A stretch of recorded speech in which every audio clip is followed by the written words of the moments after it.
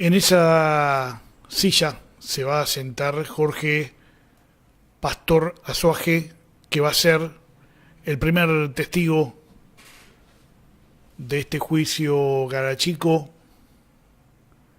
o Pozo de Arana 2, que estamos transmitiendo en conjunto, en vivo, La Retaguardia y Pulso Noticias. Buenas tardes, si nos están viendo en vivo, ¿cómo les va? Ha llegado el fin del mundo, no era la pandemia, el fin del mundo era la caída de WhatsApp, Facebook y no sé qué más. Eso podrá complicar algunas comunicaciones, pero al menos por ahora no está complicando la comunicación popular que emprendemos desde estos dos medios para poder llevarles hasta donde ustedes quieran y en el momento que quieran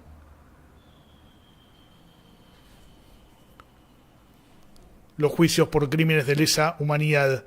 No sé si Julia está en condiciones de hablar desde allí, desde la sala. Las imágenes propias las está generando Julia Varela, integrante de Pulso Noticias. Como les decía, vamos a ver el primer testimonio presencial en este juicio. Hasta aquí veníamos viendo, digo, eh, los testimonios que ya habían sido grabados con anterioridad, porque habían sido dados en diferentes juicios, en el 2006 y en el 2011.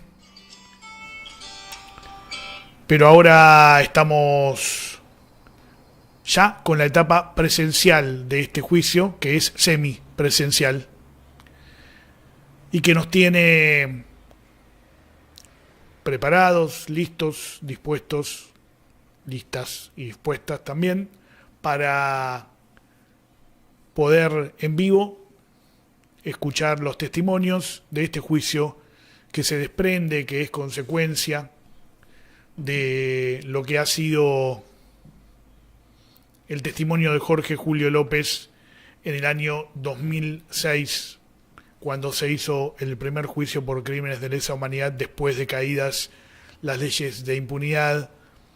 Esto es el juicio contra Miguel Echecolás. Allí se ve también detrás, se ve la silla para el testigo, el micrófono, la mesa, y allí se ven algunas de las partes que están presenciales en este juicio.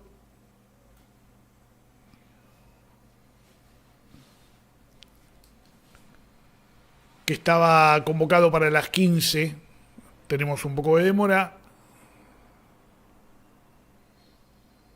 no sé cuánta vamos a tener. Venimos de una mañana de mucha previa con Diego Adur en vuelos de la muerte por la complicación de que había un testigo que no se había presentado y lo tuvieron que ir a buscar justamente a La Plata, la policía de la provincia de Buenos Aires, el famoso por la fuerza pública.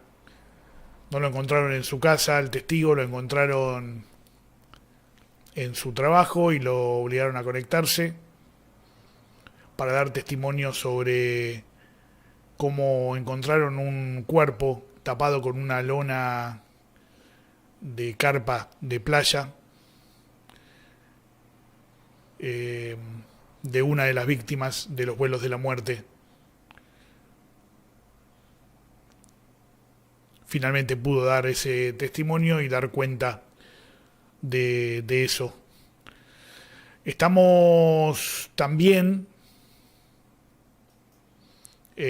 conectados a la virtualidad de este juicio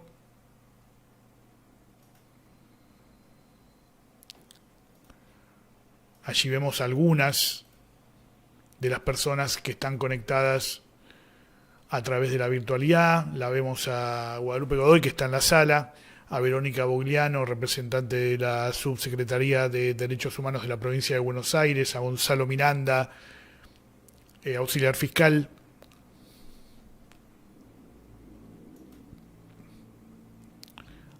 a Carmen Celis del CODECE,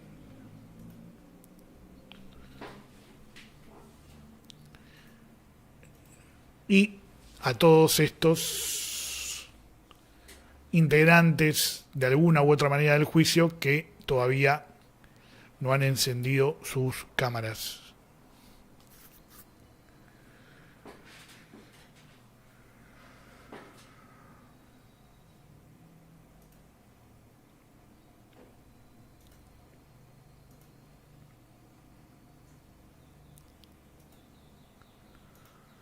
Mientras tanto, en la sala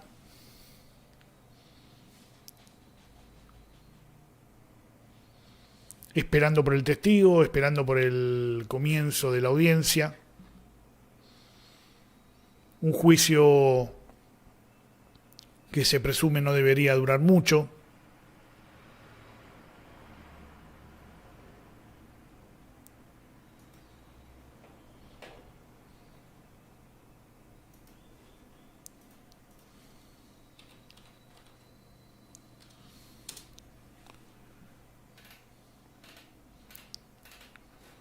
Que conocemos como juicio Garachico. También se lo puede conocer como Arana 2 porque juzga hechos cometidos, delitos cometidos en el Pozo de Arana.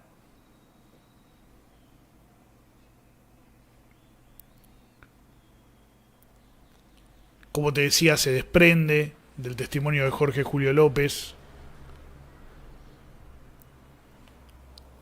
Aquí está acusado Julio César Garachico, que era uno de los jefes de la Unidad Regional de La Plata de la Policía Bonaerense, uno de los jefes de calle.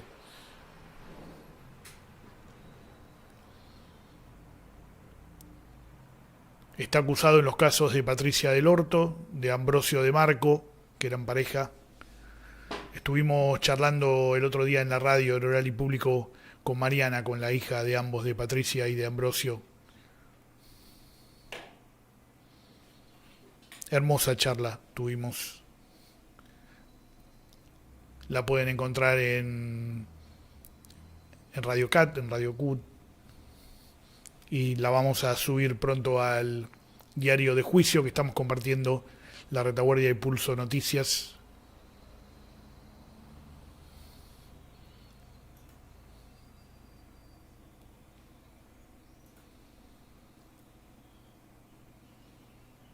Que es juiciogarachico.wordpress.com.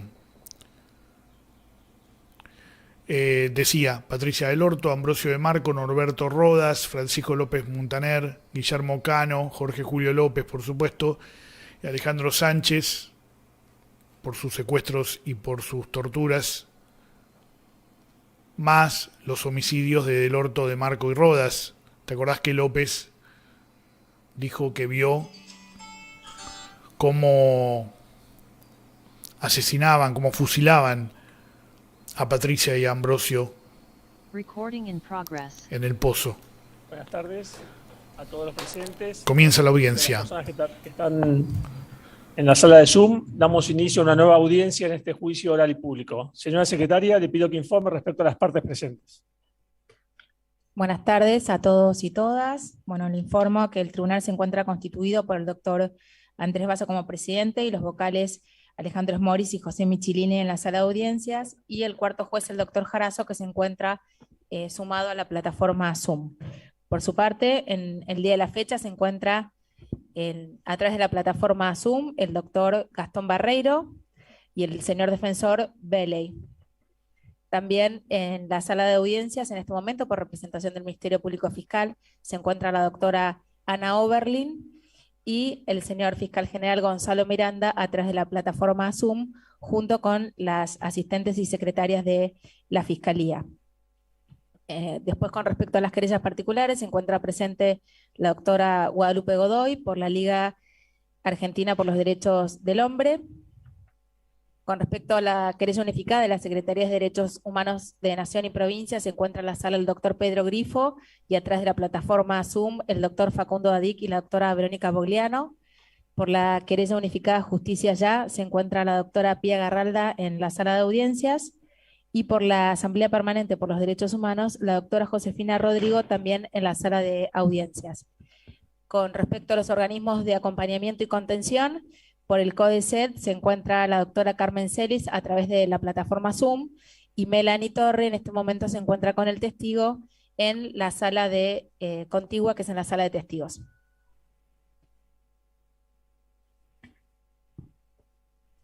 Muy bien, se tiene presente el informe actuarial. Señora secretaria, le pido que hagamos pasar al testigo convocado para el día de la fecha. Perfecto, doctor.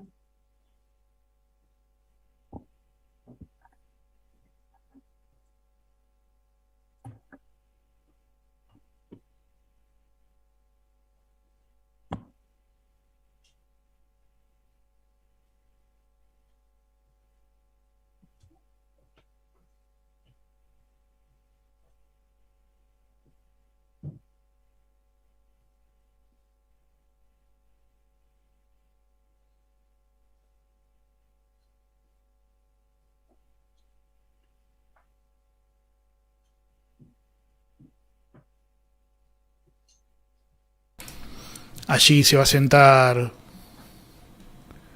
Pastor Azuaje, allí lo ves, todavía ves la silla vacía.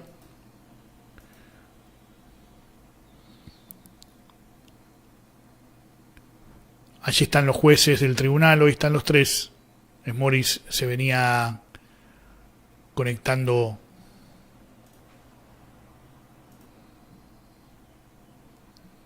por intermedio de la plataforma virtual.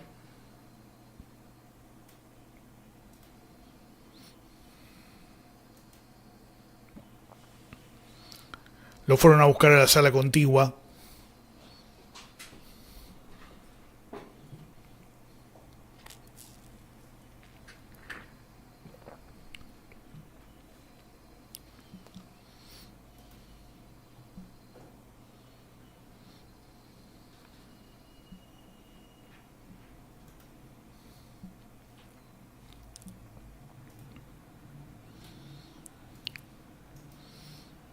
A Pastor Azuaje.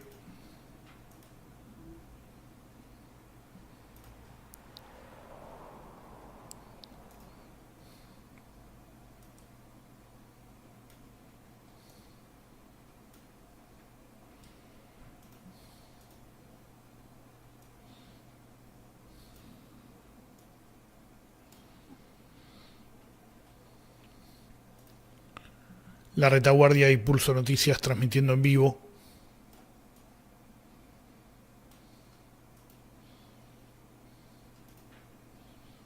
Tribunal de La Plata, Tribunal número 1.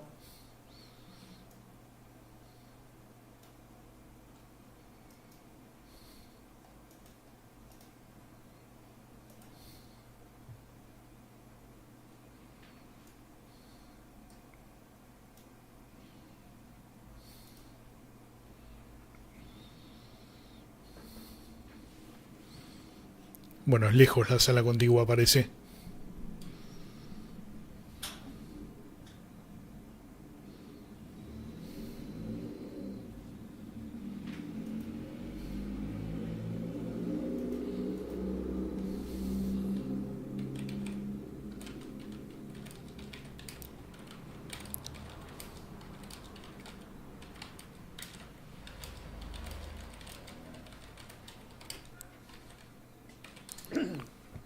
Allí está.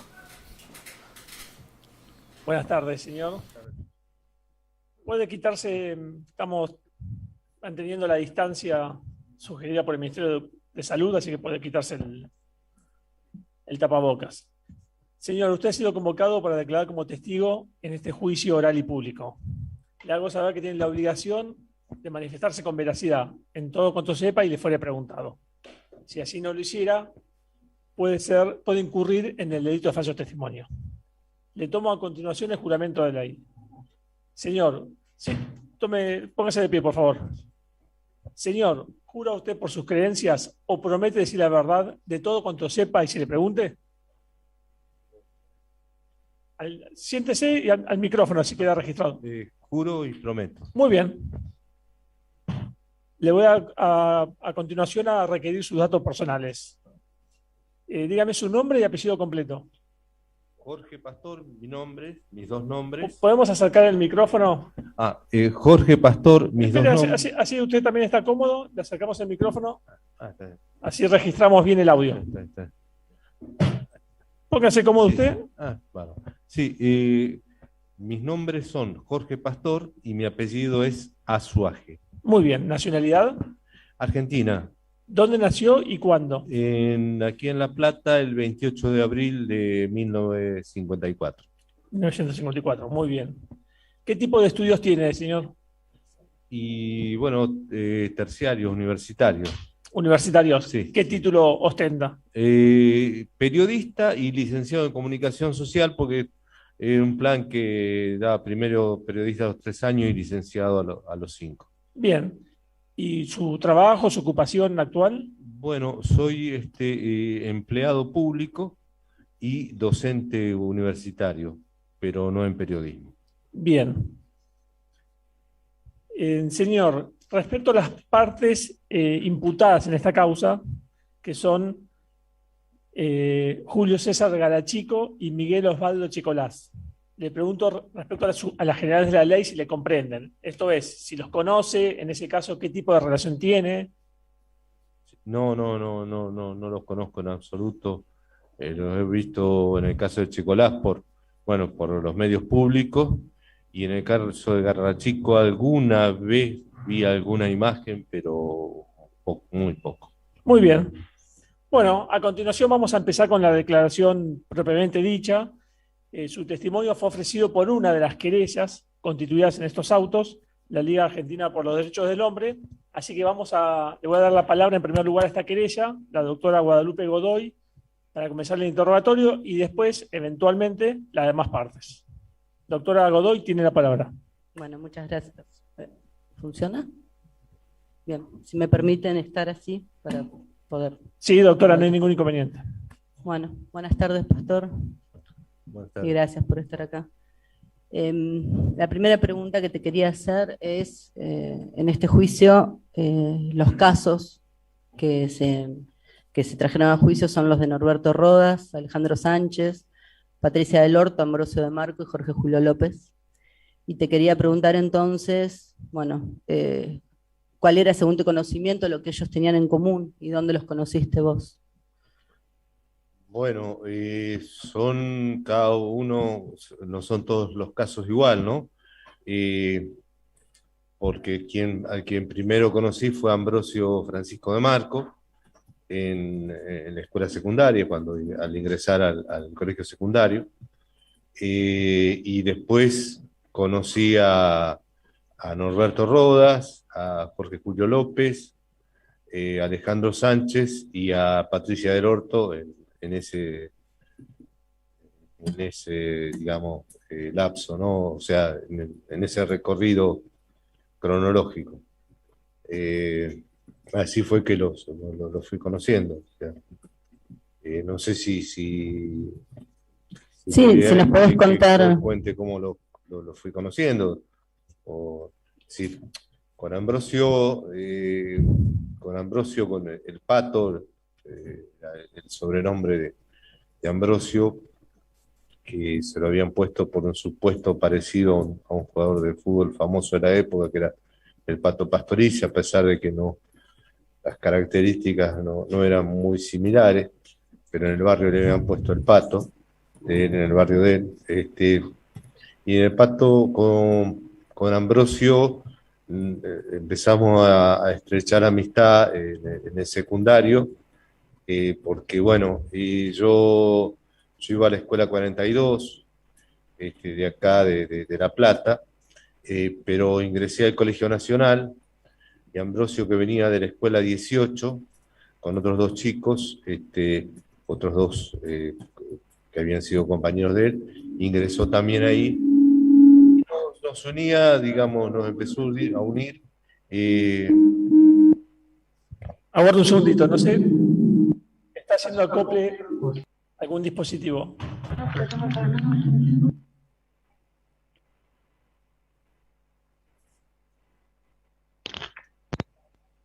Cuando usted me diga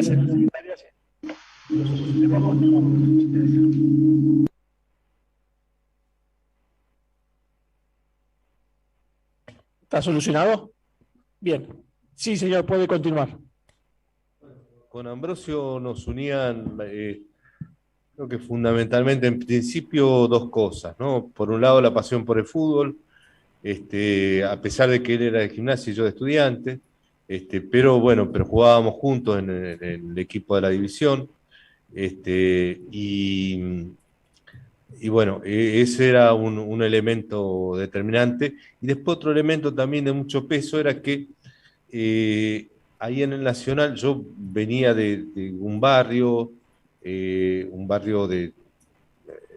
estaba, si bien estaba dentro del casco de La Plata, pero era barrio, y él también de un barrio, y en el Colegio Nacional la mayoría de los chicos eran como de un estatus social más alto, entonces por proximidad geográfica, digamos, viajábamos en el mismo colectivo para volver a nuestras casas, y porque también, yo no voy a decir que éramos discriminados, porque no voy a decir que nos discriminaban, pero digamos, si nosotros nos sentíamos medio extraños, yo, por ejemplo, es decir, había cuestiones de lo social que yo no tenía idea que se hacían diferencias por ciertas cosas, y ahí en el Nacional eso pesaba. Ambrosio en ese sentido era muy consecuente en cuanto a no querer juntarse mucho con los del centro, digamos, ¿no? Yo como que era más condescendiente con todo, pero yo me sentía, digamos, como que había que vestir de cierta manera, hablar de cierta manera, usar ciertas marcas, y bueno, vivir en ciertos lugares, y todas las cosas y que bueno, que a uno, no es que no es que yo no decía que lo discriminaban, por ahí sí, que no lo invitaban a ciertos lugares. Entonces, bueno, eso también nos fue uniendo, ¿no? Yo, si bien mis padres, bueno, un poco en particular, porque Perdón. no, No, está bien. porque eran profesionales, pero en nuestra situación económica, mi padre se había ido, no había dejado, era muy comprometida. Así que bueno, esas circunstancias nos fueron uniendo con Ambrosio, y durante todo el secundario, y bueno, y las discusiones políticas que hicieron que al terminar el secundario en el año 70 yo ya desde el año 70, 71 venía participando de alguna forma en la política estudiantil, y bueno, y en el 72 ya, bueno, la discusión ya era un poco plantearse hacer algo, y Ambrosio también, pero Ambrosio era bastante callado, no era de hablar mucho, sobre todo de no hablar mucho en la escuela, después en otros lados, en el colegio, en otros lados por ahí sí. Y, y bueno, y nosotros ya salíamos del secundario, y yo me planteé bueno, que tenía que militar, que tenía que hacer algo, más por una cuestión de convicción religiosa, es decir, por ser cristiano yo pensaba que tenía que entregarme a una causa justa, y, y bueno, y pensando que tenía que hacer algo, yo no quería hacerlo desde la universidad, yo no quería hacerlo más desde el barrio, y le planteé al Ambrosio de que hiciéramos una agrupación en el barrio, y bueno, y él juntó a algunos chicos del barrio de ellos, algunos de mi barrio, o sea, estábamos más o menos Ambrosio vivía en 21, 65 y 66, yo vivía en 28, 68 y 69, o sea, no estábamos muy lejos, pero digamos, los amigos que teníamos del barrio eran distintos, ¿no? Y bueno, y con eso creamos una agrupación, discutimos mucho políticamente, a ver qué orientación, terminamos todos coincidiendo en identificarnos con el peronismo, y bueno, eso fue en el verano del año 73, y fuimos a Plaza de Mayo, pero bueno, queríamos tener un local para la agrupación, y con otro de los chicos, que en ese momento era el más chico de todos, tenía 14 años, él y yo fundamentalmente, este otro chico, porque Ambrosio no tenía mucho tiempo porque Ambrosio trabajaba, era empleado por reuniones en el Hipódromo de La Plata. Con el otro chico salimos a dar vueltas buscando un local, no encontramos por el barrio nuestro, nos fuimos por otros lados y terminamos en Los Hornos, encontrando un local en Los Hornos.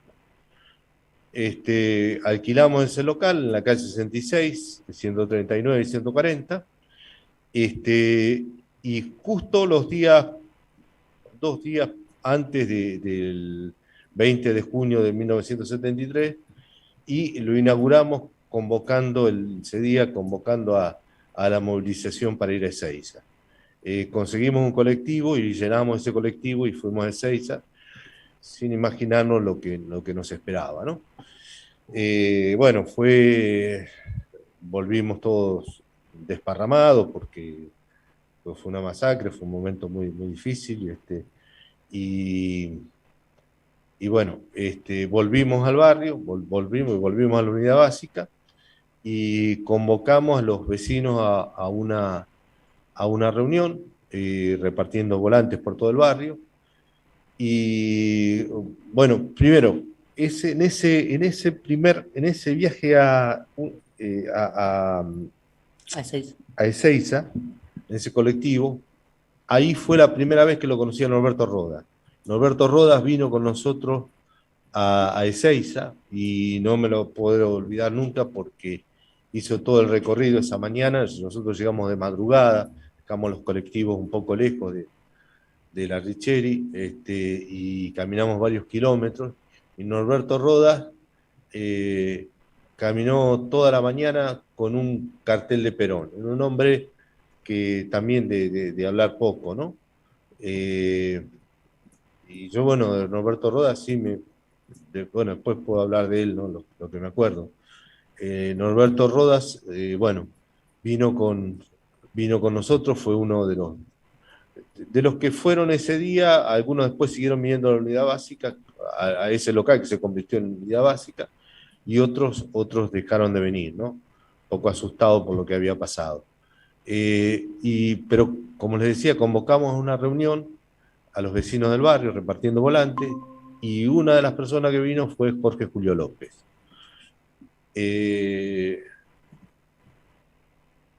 López, un hombre bastante parco, no era un hombre de hablar mucho, pero bueno, venía a las reuniones, no siempre, como pasaba con la mayoría, porque era gente que trabajaba, que no tenía mucho tiempo, y que incluso hasta teníamos algunas diferencias con él en lo político, porque nosotros éramos, digamos, más de izquierda, o sea, nosotros veníamos más de los libros y de la efervescencia juvenil. En cambio, López era un hombre, lo mismo que Rodas, que venían de haber vivido el primer peronismo, y que su adhesión al peronismo venía por ese lado. Pero bueno, nuestras reuniones consistían fundamentalmente en cuestiones, por un lado, discusiones políticas, porque dábamos la discusión política con los vecinos, de lo que estaba pasando en el momento, de lo que nosotros planteábamos, nuestra idea.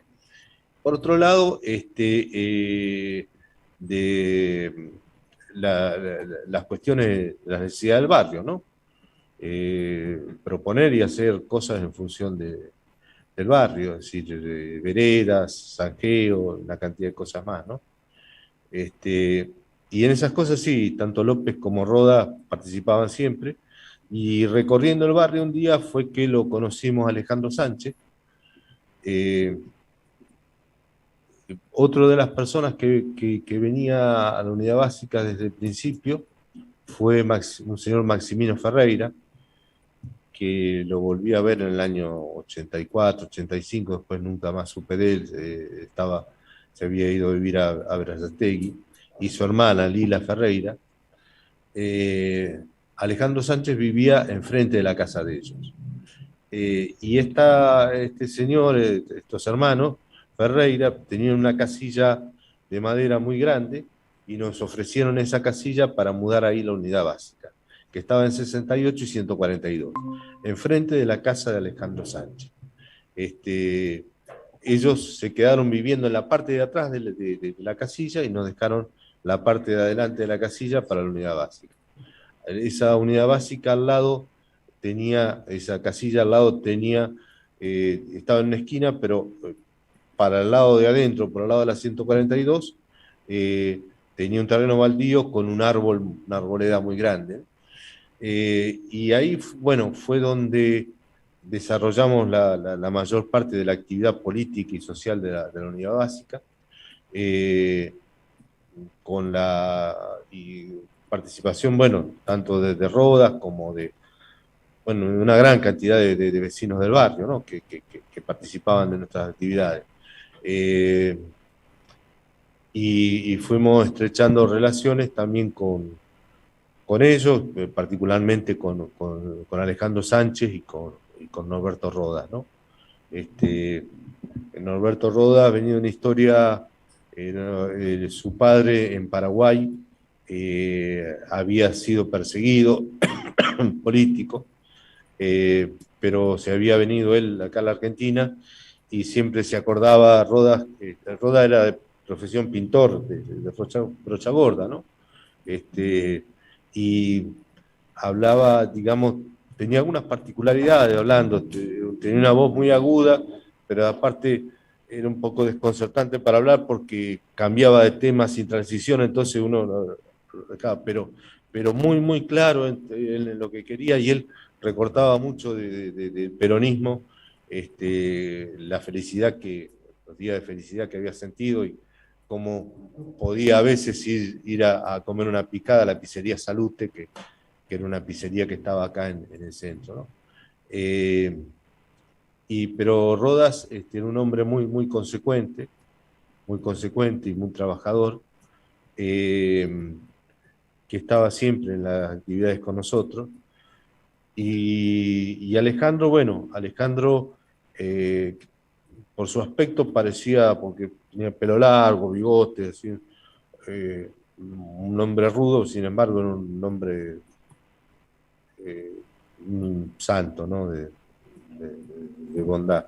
Y con en ese momento dos hijos, Marcelito y Betito, y su esposa Aurora, vivía enfrente de la unidad básica, y bueno, de ahí se hizo una relación con ellos que fue avanzando más allá de lo político, ¿no? Se fue haciendo una relación de amistad. La relación de amistad que en el caso de Rodas terminó en cuanto a la seguridad jugando en contra, porque ahí, digamos, Rodas fue conociendo la casa de los padres de Patricia, nosotros conocimos la casa de la madre de Alejandro, y bueno, esa información después, pero nosotros empezamos a tener esa relación, ¿no? Y con López era más esporádico, porque López, bueno, por su trabajo no tenía tanto tiempo, pero seguía viniendo a la unidad básica. Y bueno, y esos fueron los tiempos, digamos, yo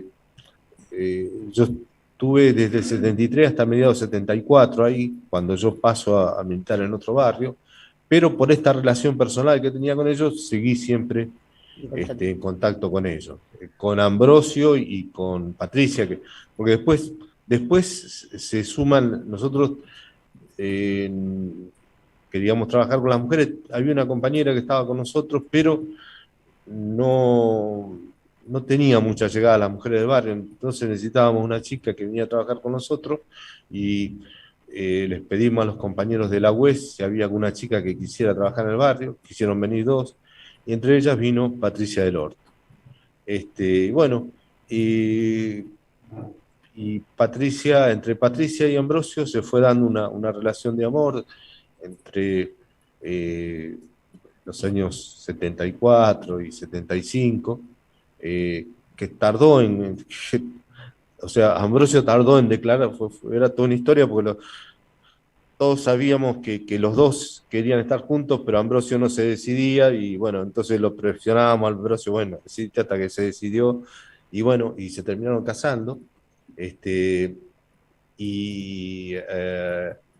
Ambrosio le toca el servicio militar. Yo había pedido prórroga, Ambrosio no pidió prórroga, y lo mandan al sur. Y bueno, se va para allá y queda, bueno, queda Patricia, ¿no? Y bueno, yo, digamos, tenía mucha relación con ellos, tanto con ellos como con los padres de Ambrosio, ¿no?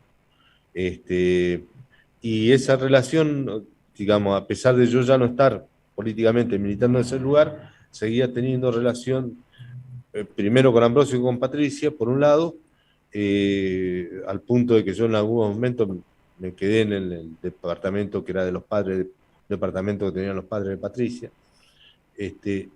Y por otro lado con Alejandro y en algún momento con Rodas también, porque en el lugar donde le secuestraron la quinta, de donde secuestraron a Ambrosio y a Patricia, hemos ido porque Rodas iba a pintar, y lo acompañó en algún momento también Guillermo Efraín Cano.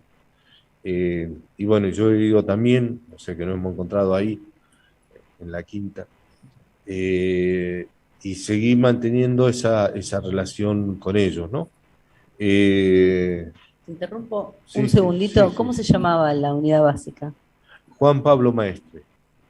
Juan Pablo Maestre era el hijo de Buenaventura Luna, un folclorista muy conocido, cuyo nombre real en realidad era Dougherty.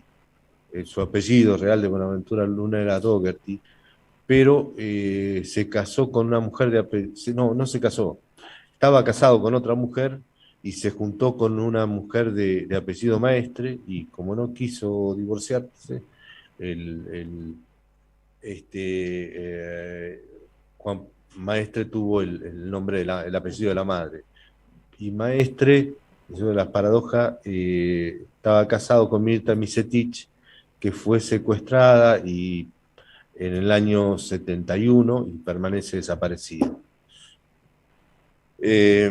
Bueno. Ahí, bien. Retomando, vos decías que a mediados del 74 cambiaste Sí. de espacio de militancia y que seguiste en contacto. ¿Sabés cómo siguió el derrotero de la unidad básica? Si permaneció como estaba, si se mudaron, si tuvo que cambiar por las condiciones del país. No, sí, a fines del 74 hubo que cerrarla porque las condiciones de seguridad no permitían estar en público, ¿no? En un lugar público. Así que, bueno, y seguimos funcionando en las casas, en todos los barrios, ¿no? Y ahí también siguió funcionando ahí.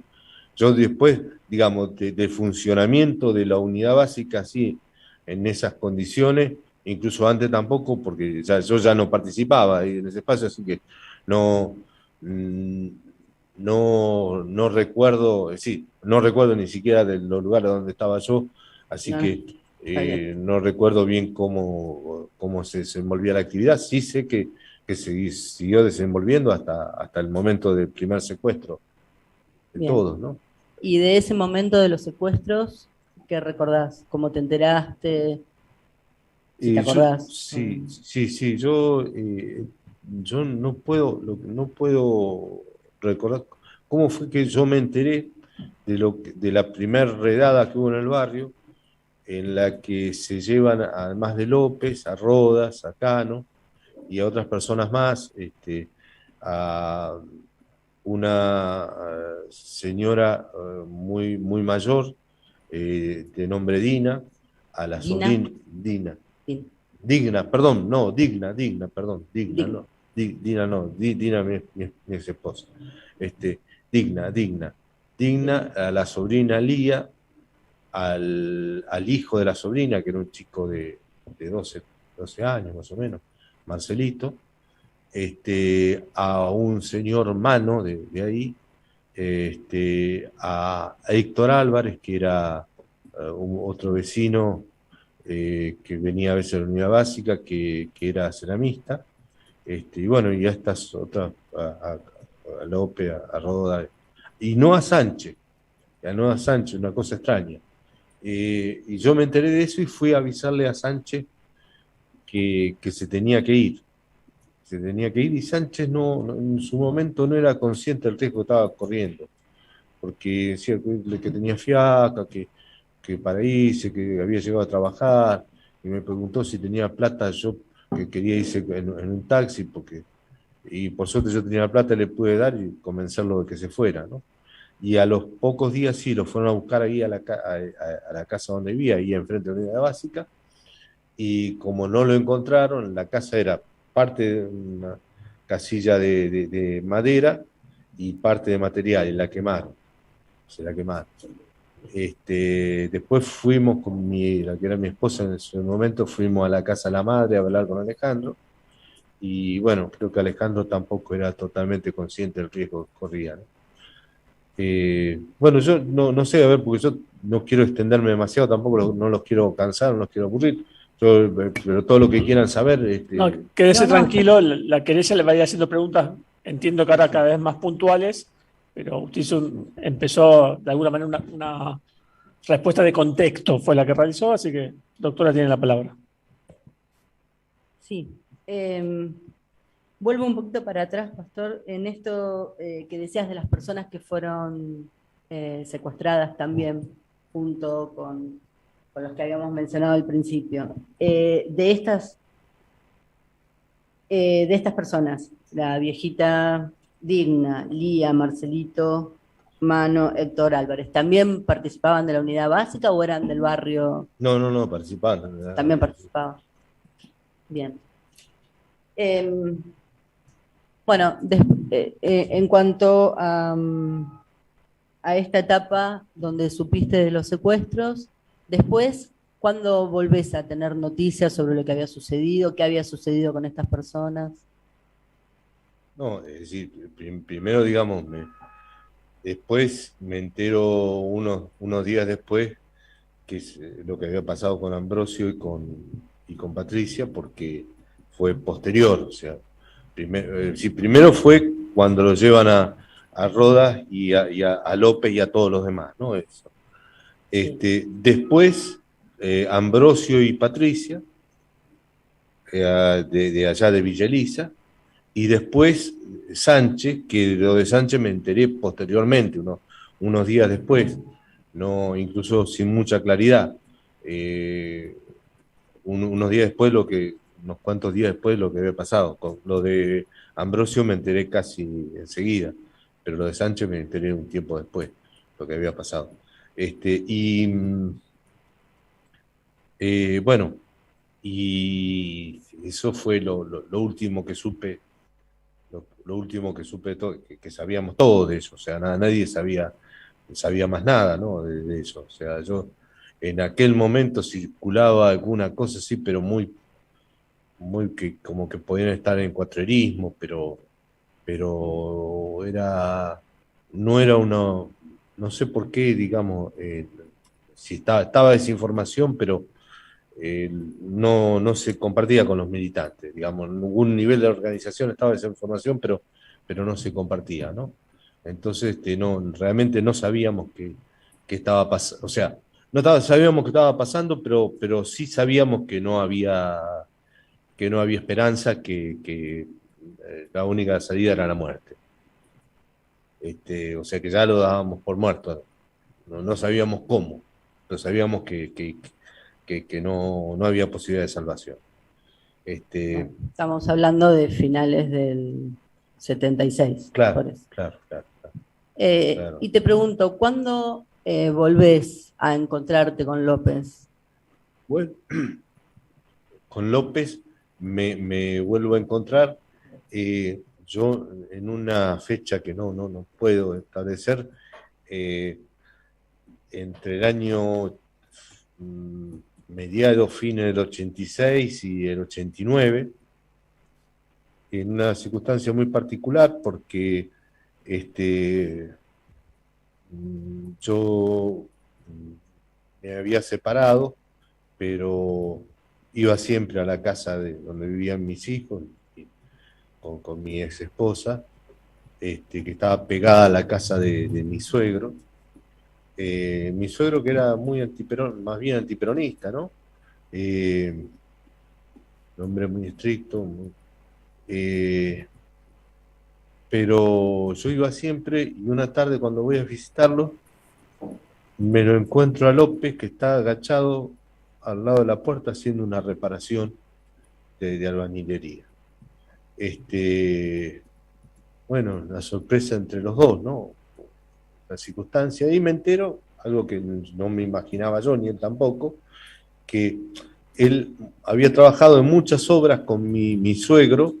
Mi suegro era un carpintero extraordinario, un excelente colocador de puertas y ventanas, y en distintas obras mi suegro trabajaba como carpintero y él había trabajado como albañil, ¿no?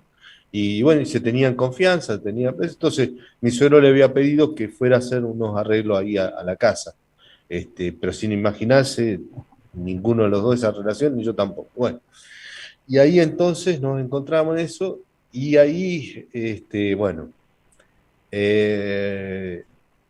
era invierno, otoño, invierno, no recuerdo de qué año, una tarde bastante gris. Y bueno, después en algún momento salimos, la casa, no sé si tiene todavía, pero tenía, digamos, era una casa chorizo, las antiguas, pero que tenía una entrada, digamos, por un pasillo al costado de la galería, un pasillo y una entrada, y al lado, que estaba la casa de mi suegro, estaba adelante el taller de carpintería de mi suegro, una especie de jardincito, una reja, y atrás la casa de mi suegro, ¿no? Y con López nos fuimos al jardincito ese, y ahí me contó lo que había pasado. O sea, yo los daba por muertos a mis compañeros, ¿no? Pero no sabía cómo había sido, no sabía qué había pasado. Y ahí López me contó con lujo de detalle lo que contó siempre, y lo que siempre, además, siempre, cada vez que lo veía, volvía a contármelo. Para mí fue muy duro porque, bueno, y para él también, ¿no? Era saber cómo habían matado a mi compañero, a mis amigos íntimos, pero siempre contó, bueno, esto yo además lo escribí antes de los juicios, todo, ¿no? Esa secuencia de la muerte de Rodas, de Patricia y de Ambrosio, me las contó siempre exactamente igual.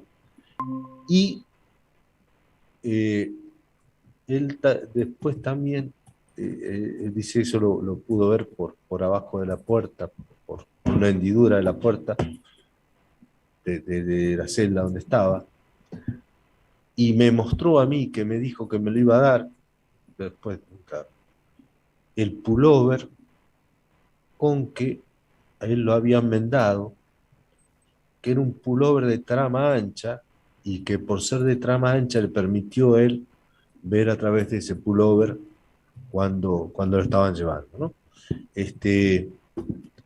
Y bueno, ahí López me cuenta eso, y bueno, y con López después no se da o sea, no es que quedamos siempre en vernos, nada, porque López era un hombre muy reservado, muy parco, pero, digamos, teníamos encuentros ocasionales que eran, en un principio, en los primeros años, fueron hasta el 90 y pico, fueron encuentros fortuitos, donde cada vez que nos encontrábamos, él tenía una necesidad tremenda de contar todo, de repetir todo muchas veces. Y bueno, yo lo escuchaba, lo único que hacía era escucharlo. Hasta que, bueno, yo nunca sé si hice bien o hice mal. Yo iba de tanto en tanto a ver a la hija de Patricia y de Ambrosio. Iba a visitarla aquí, no es que vivía con los abuelos. Y el día anterior al cumpleaños de 15 de Patricia, de Mariana, la hija de ellos, fui a visitarla, a saludarla, y me preguntó la madre Ambrosio si había algo. Bueno, le conté que había visto un hombre y me dijo, bueno, ¿qué dice? No, bueno, le conté lo que me había dicho López y se puso muy mal, me dijo que era mentira, que eso no podía ser, y bueno, medio se largó a llorar. Y bueno, a partir de ahí dejé de ir a visitarla, pero seguí teniendo relaciones con la hermana de Patricia, con los hermanos de Patricia. Le confesé que me parecía que yo había cometido un error en decir eso, en contarle eso. Pero bueno, ellos, la madre por lo menos, no, como que no los quiso aceptar. Y unos años después me busca el padre de Patricia porque quería contactarse con López. Entonces, a partir de que entonces yo ahí lo busco a López estamos hablando de año 89, 99, perdón. A partir de que yo lo contacto a López con el padre y con el hermano de Patricia, ahí empiezo a tener más relación con López. No una relación, no es que lo veía cada tanto, pero, o sea, que lo veíamos una vez por semana y no una vez por mes. No, pero cada tanto para buscarlo, porque se querían comunicar con él, los familiares de Patricia. Entonces, bueno, empecé a tener un poco más de verlo con más asiduidad. Aunque algunos encuentros con López eran casuales, en el año, debe haber sido año 94, 95, 96, por ahí. No, 95, 96. Un día nos encontramos con López en la comisaría de Los Hornos, porque a él había iba para hacer un trabajo en una casa y lo habían mordido unos perros, entonces había ido a hacer la denuncia. Y yo me habían chocado el auto, entonces iba a hacer la exposición y ahí me lo encontré a López, ¿no? Fue una de las veces que me lo encontré. Yo vivía en Los Hornos también en ese momento. Y bueno, y después de eso, bueno, un poco quedó sí un poco más porque, a ver, otras personas también querían, entre ellos los padres de los familiares, los hermanos, sobre todo los padres, más que los padres, los hermanos de Mirta Manchiola, que Mirta Manchiola había sido compañera mía de banco en la primaria, porque era en aquella época los bancos que eran con unos pupitres con tinteros, eran dos bancos, y en la escuela 42 sentaba un varón y una nena, ¿no? y Mirta era mi compañera de banco. Los hermanos de ellos quisieron saber si López sabía algo, entonces ahí iba yo a verlo a López a la casa. Y bueno, y así fue que fui teniendo más relación con él, ¿no? No sé si... Sí, Quería preguntarte si él, cuando te cuenta lo que había pasado, también te cuenta el lugar o qué suponía él del lugar donde estuvo en ese momento. Él me decía que habían estado en Arana, pero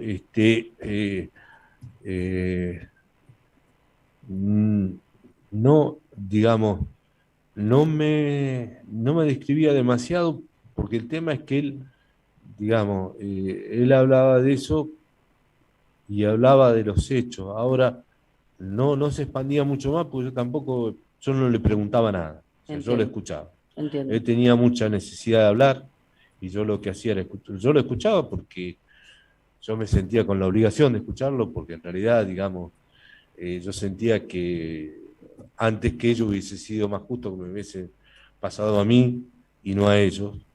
Entonces yo había sido de alguna forma el promotor de todo eso, ¿no? Entonces, bueno, yo seguí militando, o sea, corrí mis riesgos también, todo, pero bueno, tuve mucha suerte y bueno, y no, López, No. que yo no, que lo único que podía hacer era escucharlo, porque por otro lado el tema es que tampoco tenía ninguna respuesta para darle, ¿no? Te pregunto si en esto que te contaba, además hubo algún relato sobre estas otras personas que contaste, la viejita Digna, su sobrina, Marcelito, Mano, Doctor Álvarez, ellos, Sí, ¿supiste si sobrevivieron? ¿Supiste algo de ellos? me contó algo de ellos, me contó que los habían largado y me contó en el momento lo que había pasado, pero después, pero la verdad que no me acuerdo nada Está bien. de eso de lo que me contó, porque fue poco lo que me contó también de eso, o sea, porque volvía mucho sobre una secuencia, ¿no? Entiendo. Bueno, no, yo por mi parte nada más, Pastor. Si querés agregar algo, o bueno, no, todavía, perdón. Las otras partes seguramente pueden hacer preguntas. Te Bien, agradezco mucho. muy bien. Le pregunto a la Fiscalía si tiene preguntas para el testigo. No, señor presidente, agradecerle la presencia nada más. Muy bien. Además, querellas. Les pregunto a las defensas que están en la sala de Zoom, doctor Vela y doctor Barreiro, si tienen alguna pregunta para el testigo. No, señor presidente, muchas gracias.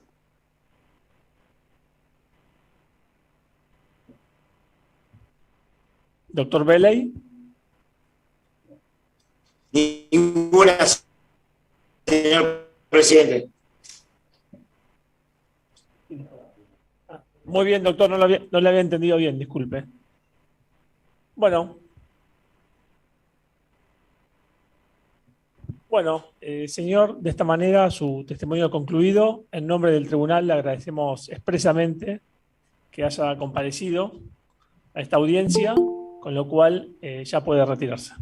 Perfecto, bueno, Salvo que quiera, obviamente, como le dijo la doctora, si quiere decir algo más, lo escuchamos atentamente. Mire, yo lo que sí quiero decir, digamos, serían dos cosas, ¿no?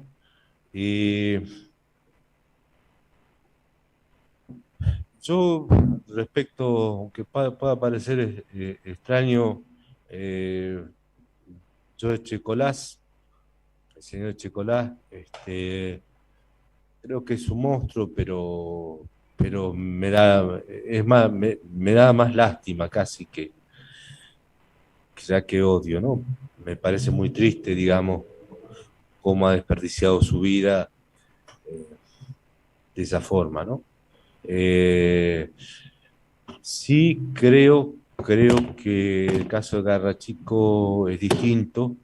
Me parece que es quien sí realmente debe saber algo de lo que pasó con López en esta segunda desaparición. Yo creo que él es quien es, tal vez, si no el único, es quien sabe qué pasó con López. Yo no creo que Checolás puede haberse enterado después, pero no creo que haya tenido mucho que ver. Sí creo que Garrachico, eso. Y por otro lado, yo decía que Checolás me da lástima, es cierto, igual eso no lo exime de los crímenes, de las atrocidades que cometió, pero creo que yo cambiaría 10 años de cárcel de él, 20 años de cárcel de él, porque estén por un año de cárcel, un día, un mes de cárcel, yo creo que fueron los verdaderos, los peores de todos, que fueron los grandes empresarios, que fueron los grandes beneficiados de este genocidio y que nunca se sentaron en un banquillo de acusados, nunca tuvieron un día de cárcel, a pesar de haber promovido el genocidio, nada más que por codicia para seguirse llenando de dinero, los Roca, los Bulgeroni, los Blaquier, los Mazot, a eso sí yo quisiera algún día verlos sentados en un banquillo de acusados. Y bueno, nada más espero que mi testimonio haya servido para algo. Gracias. Muy bien, señor, le agradecemos nuevamente, ya puede retirarse.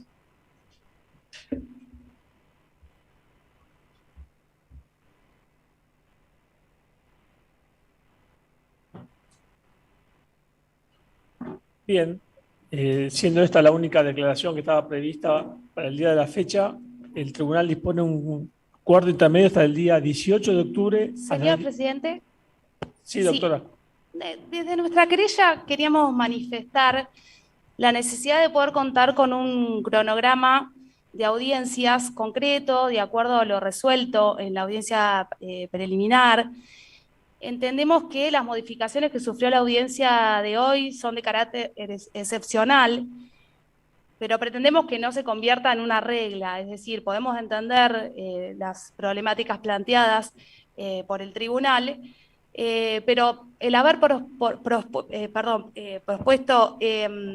pospuesto declaraciones testimoniales que ya habían sido confirmadas causa un perjuicio para esas personas, dificulta su declaración testimonial. Asimismo, desde nuestra querella hemos planteado en varias oportunidades que esta causa debió realizarse hace muchos años por su conexidad con lo que fue el juicio del circuito Camps, o al menos haberse elevado con otras residuales que también tienen conexidad.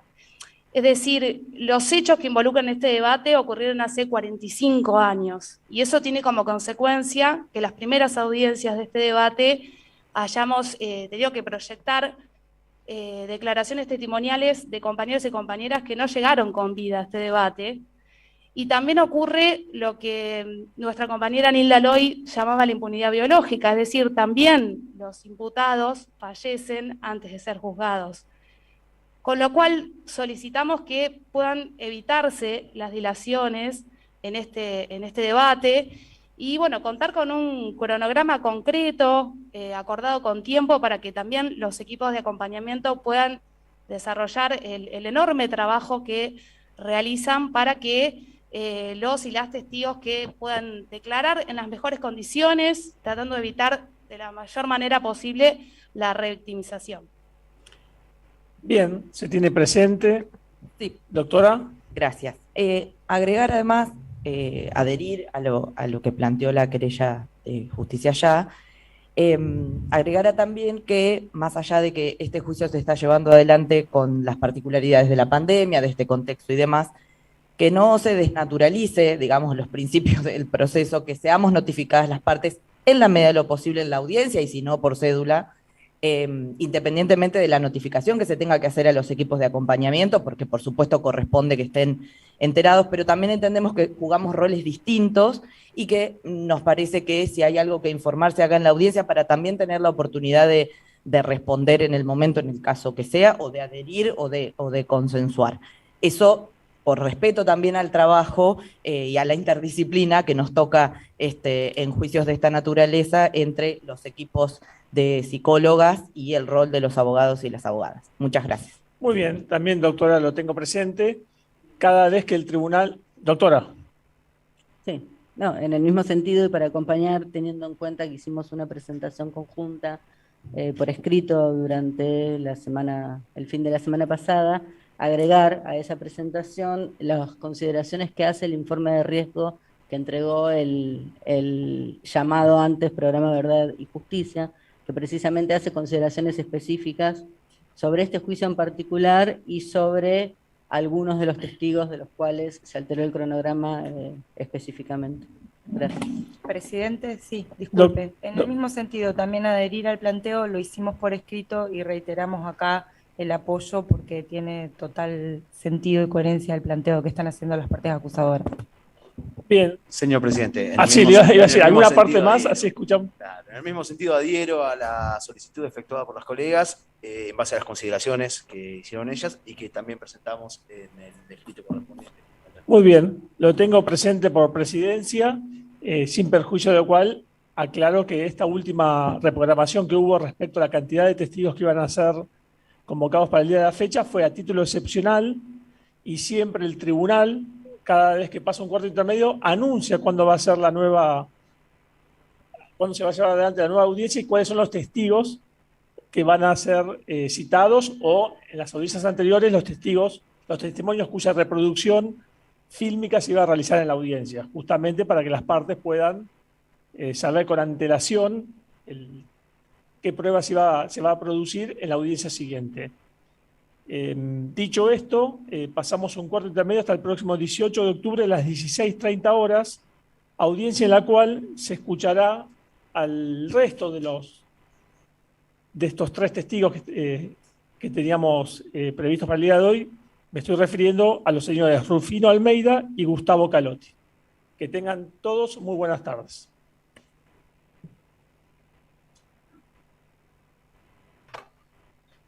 Buenas tardes. Muy buenas tardes.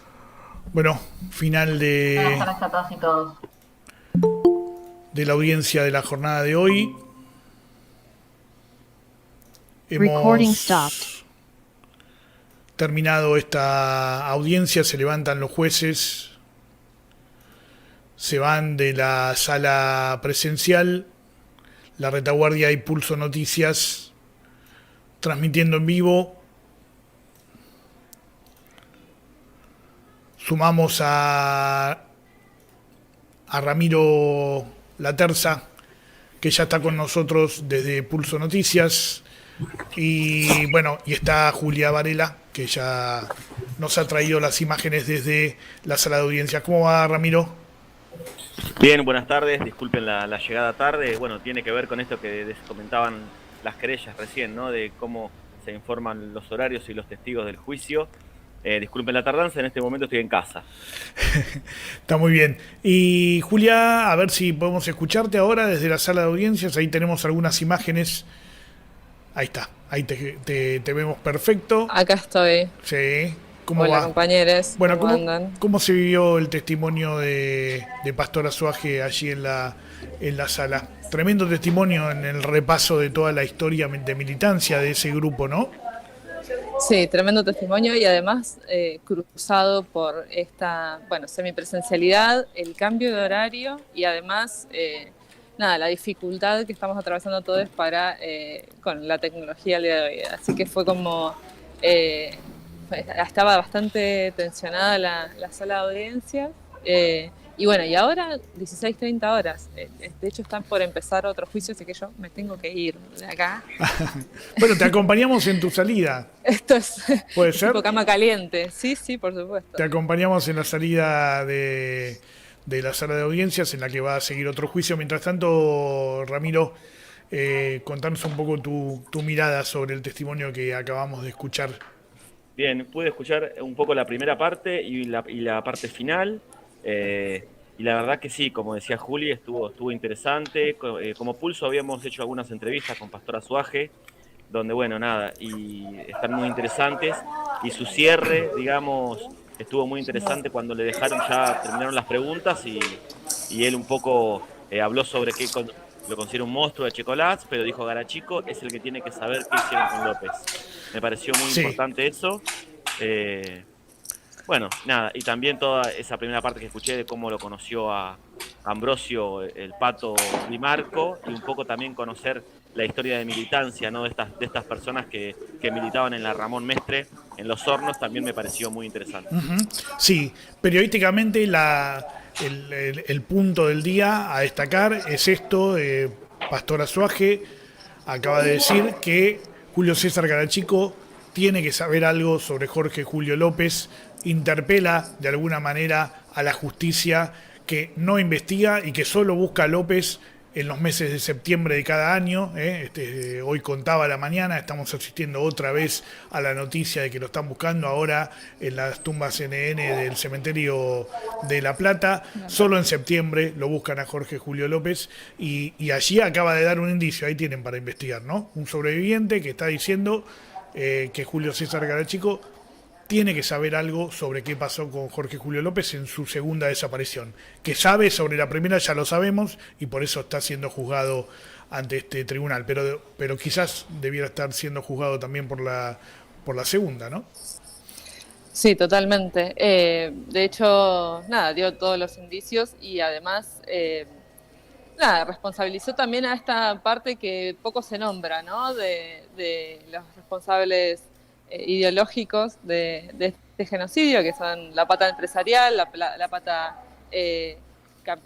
empresaria, además. Nada, también hizo mención a eso, que está bueno también destacarlo. Sí, es cierto. ¿Crees que tendremos posibilidad de testimonios desde allí? ¿Cómo la ves? Es muy complejo. Ahí estoy encontrando las querellas, pero es muy complejo esto. Porque en serio termina una audiencia y empieza otra, pero acá están las 3 querellas juntas, las podemos entrevistar un segundito. Sí, yo creo que sería interesante hacerlo.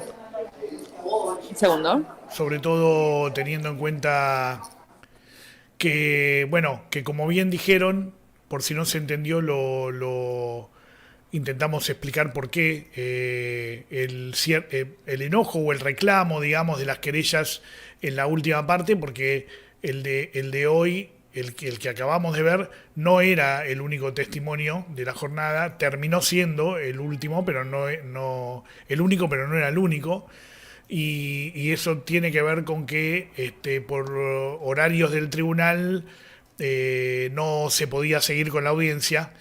No sé si tendrá que ver con esto que decía Juli, de este juicio que comienza ahora en esa misma sala, o si es algo virtual, pero lo cierto es que el tribunal no podía seguir con la audiencia y por eso hubo un solo testimonio. Claro, hay que tener en cuenta, bueno, Rufino Almeida, Gustavo Calotti, que quizás las semanas anteriores estaban preparando para testimoniar hoy y finalmente, bueno, le suspenden por este tipo de cuestiones. Se cambian los horarios, así que ahí fue el reclamo de la querella, primero de Justicia Ya, a través de Pía Garralda, para que se le informe con antelación cuál va a ser el cronograma de los testigos, cómo va a seguir el juicio, que se ordenen un poco, ¿no? Que existe un cronograma de cuáles son los testigos que siguen, cuál es la fecha siguiente para los testimonios, y sí, porque es algo que les atraviesa no solo a los y las testigas y sobrevivientes, sino también, bueno, a las propias querellas, bueno, a los medios también, ¿no? Estamos acá. Pero bueno, también me parece importante. Yo, digamos, hace un ratito nomás te escuchaba con esta caída de WhatsApp y es interesante que estemos al aire acá nosotros a partir de a pesar de esa caída. Sí, allí estamos viendo, alcanzo a divisar debajo de los barbijos a Guadalupe Godoy y a Pía Garralda. No sé si hay alguien más en cuadro, no llego a ver. Ahí está. Estoy ahí. Sí. Ahí va, ahora sí, te vemos. Dale vos, Julia, si querés. Dale vos, Julia, si querés. Bueno, no, primero, ¿cómo viene el testimonio? Y después, ¿cómo están viendo estos cambios de cronograma o no cronograma de las audiencias? Yo otro testimonio. No, en cuanto al testimonio, para nosotros era muy significativo que Pastor pudiera declarar porque puede dar cuenta de efectivamente quiénes eran esas personas que son los casos de este juicio, ¿no? Se trata de una unidad básica, la Juan Pablo Maestre, y entonces ese relato que tiene que ver con militancias barriales típicas de los años 70, con el rol no solo de López, sino de todos sus compañeros y compañeras ahí, bueno, le da el marco necesario, el contexto necesario a lo que se trata en esta causa. Y por otro lado, está no habiendo cronograma de audiencia. En realidad lo que planteamos porque lamentablemente tenemos experiencia en los debates de que se empiecen a extender, a posponer, a achicar las audiencias. Entonces, el paso del tiempo, como lo planteamos en conjunto, se lo hicimos saber al tribunal por escrito y se lo volvemos a hacer saber al tribunal ahora, es que el paso del tiempo, digamos, el retraso a la justicia en justicia, se mueren nuestros compañeros y compañeras sin obtener justicia por sus casos, por sus compañeros, sus familiares, lo que fuere, y también se mueren los genocidas. Entonces, estamos en un debate que compone hechos que ocurrieron hace 45 años, de una causa completamente fragmentada, que tendría que haber tenido lugar con lo que fue el circuito Camps, o como planteamos, sino haberse elevado en conjunto con estas residuales que tenían conexidad, es decir, que también están en la misma situación. Entonces, teniendo en cuenta toda esta situación y todo lo que causa, digamos, el perjuicio que causa, además, digamos, en este caso había 2 testigos más confirmados que se tuvieron que posponer, y sabemos que los compañeros y compañeras que tienen que prestar una declaración testimonial causan un perjuicio enorme tener que estar, digamos, posponiendo esta situación, y además dificulta el trabajo, el enorme trabajo que hacen los equipos de acompañamiento para evitar que las declaraciones testimoniales sean lo menos revictimizantes posible, porque obviamente que relatar hechos de la trascendencia que tiene los hechos de este debate es muy difícil, y encima se dilata, se pospone y demás, se dificulta, así que esperamos que el tribunal tome lo que acabamos de plantear y que el juicio se desarrolle lo más prontamente posible para obtener justicia.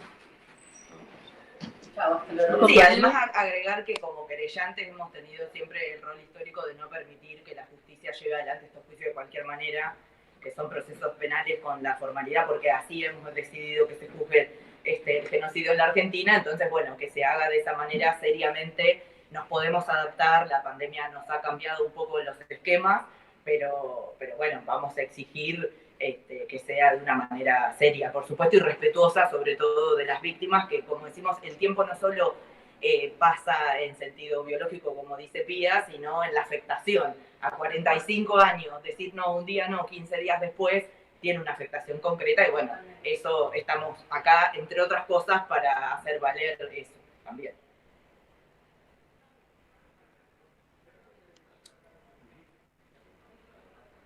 No se escucha, no se pone. No escucha. ¿Sí? Ahí está. ¿Mira?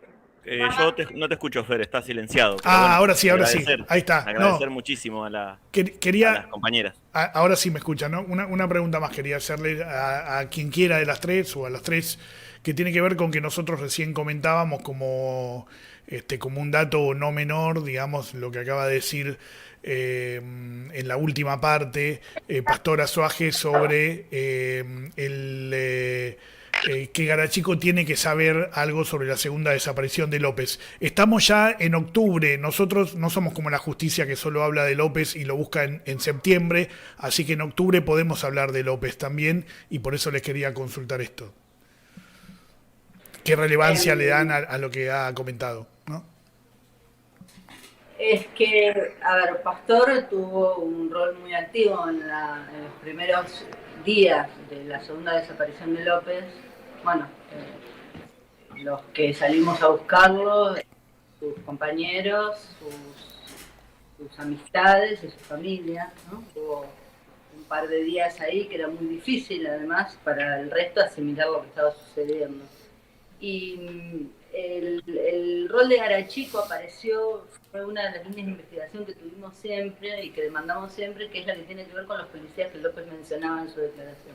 Y que no solo no habían sido nunca imputados, sino que en algunos casos ni siquiera localizados. Garachico, pocos días después que aparecen estas menciones y estos reclamos que hacíamos, sale una nota en un diario de Trelew, si no me equivoco, donde daban cuenta que él era el gerente del casino, ¿no? A partir de eso, Garachico se va del casino, Esquel, perdón, ya ni me acuerdo del lugar. Se va y recién retomamos el rastro gracias a unos compañeros y compañeras de Mar del Plata que, bueno, por una circunstancia fortuita terminan localizándolo cuando él compra una casa en esa ciudad. Así que hasta eso hemos tenido que hacer desde el Movimiento de Derechos Humanos, ¿no? Localizarlo, lograr que a partir de ahí estudiara su imputación y demás. Él además tiene una sentencia previa y tiene antecedentes que lo sitúan no solo en un rol activo en la Policía de la Provincia de Buenos Aires y la Patota, sino también en relación con la CNU. Así que bueno, es como... sí, el pastor lo dice porque hay una intuición que hemos tenido siempre respecto de ese rol. Además, también, bueno, recién recordaba algo que siempre resaltaba Nilda Eloy, que al momento de la desaparición de Jorge Julio López, de su segunda desaparición, había 9.000 efectivos de la bonaerense que venían de la última dictadura cívico-militar eclesiástica, es decir, la continuidad del aparato represivo del Estado en ese sentido fue enorme, y en ese sentido es que se tiene que investigar, así que obviamente que acompañamos lo que dijo Pastor en la audiencia y seguimos exigiendo que se investigue la responsabilidad tanto material como política de la segunda desaparición del compañero Jorge Julio López. Bien, chicas, les agradecemos que hayan pasado por aquí en esta transmisión de La Retaguardia y de Pulso Noticias, que estamos ahora en esta semipresencialidad aportando también la transmisión en vivo de los juicios. Un abrazo para las tres, muchísimas gracias. Gracias. Bien, han pasado 3 de las querellantes de este juicio y allí la tenemos a Julia Varela, integrante de Pulso Noticias, todavía dentro de los tribunales de La Plata. Yo te diría que salgas pronto, a ver si te dejan adentro, Julia. Y bueno, Ramiro, no sé si queda algo más de tu parte. Sí. Interesantísimo, y cuando hacíamos las reuniones previas al juicio sabíamos, ¿no?, cómo se iba a entrelazar esto con toda la historia de Jorge Julio López, todo lo que pasó en La Plata, y este testimonio de Pastor, y sobre todo lo que comentaban Pía y Guadalupe, también está muy atravesado, y todo lo que aún queda por conocer, ¿no? Me parece que, vuelvo medio reiterativo, pero vuelvo a resaltar la importancia de hacer cobertura de este juicio, que se escuchen las voces de los testigos, y esta entrevista que logró Julia también, buenísima. En estos días, insisto, si no lo escucharon en formato radial en Radio La Retaguardia, vamos a estar subiendo al Diario del Juicio una entrevista con Mariana De Marco, con la hija de Marco y de Del Orto. Y bueno, nada, vamos a estar allí compartiendo esa charla que tuvimos con ustedes en el Diario del Juicio, juiciogarachico.wordpress.com. Allí estamos compartiendo agenda entre La Retaguardia y Pulso Noticias. Claro, Pastor también relató una parte bastante con angustia, ¿no?, de que cuando relató lo que le había comentado López a la familia de Patricia, creo que había comentado, y que después un poco se arrepiente, ¿no?, de haber contado eso, pero bueno, después finalmente el testimonio de López se conoció en todo el país, y los fusilamientos de los que él fue el testigo, tanto de Patricia como de Ambrosio, están más que claros, ¿no?, que fueron en Arana. Sí, bueno, algo de eso cuenta Mariana, que era una niña en ese momento, de cómo fue recibido en principio, digamos, ¿no?, el testimonio esclarecedor, no judicial, sino personal, familiar, que les hizo de Azuaje, de cómo había visto los fusilamientos, ¿no?, de ellos dos, también el de Rodas, y bueno, y nos contó una parte de cómo una familia en búsqueda permanente también necesitó procesar durante años esa información que les había dado Pastor Azuaje, que es la que muchos familiares quisieran tener, ¿no?, de familiares de personas desaparecidas o asesinadas durante el terrorismo de Estado, que no saben qué sucedió, pero a la vez saber qué sucedió necesita, en algunos casos, años de procesar esa información. Fue lo que le pasó a la familia del Orto en particular, y nos lo contó Mariana desde su mirada de niña creciendo en una familia asolada por el genocidio, ¿no? Bueno, Ramiro, te propongo que nos despidamos hasta la próxima. Si no escuché mal, 16:30 del 18 de octubre, ¿es así? ¿Vos no terminé de escuchar bien qué día seguía. El 18 entendí yo entendí eso. O sea, el lunes que viene es feriado, así que no hay audiencia. Será la siguiente. Claro, 4:30 de la tarde, y Julia lo confirmaba también cuando salió de la audiencia, 4:30 de la tarde, bien, con los testimonios de Rufino Almeida y Gustavo Calotti. Bien, ya que serán presenciales como los que acabamos como el que acabamos de ver. Bueno, y allí volveremos a estar desde la retaguardia, desde Pulso Noticias, acompañándoles en lo que será la quinta jornada de este juicio Garachico. Si siguen todos los juicios, más allá de alguno en particular, mañana, y nos están viendo en vivo, hoy 4 de octubre, les cuento que mañana no hay juicio brigadas, así que no nos busquen.